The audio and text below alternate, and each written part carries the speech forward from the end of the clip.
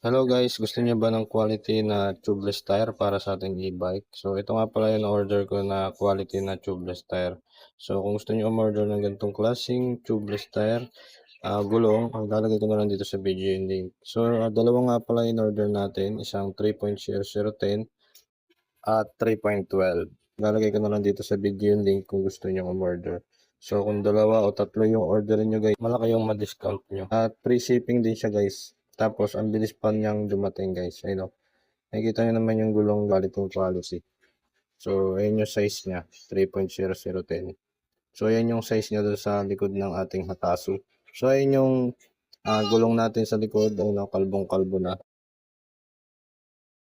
Kaya napa-order na tayo guys ng bagong gulong. So ito naman yung gulong natin sa harapan guys. Oh. Kalbong-kalbo na rin. Ayan siya guys nung naipakabit ko na, napakaganda at napakakisig na ng ating e-bike guys. So, tapos ito naman yung gulong sa harapan guys nung naikabit niya. So gawang tubeless yan guys.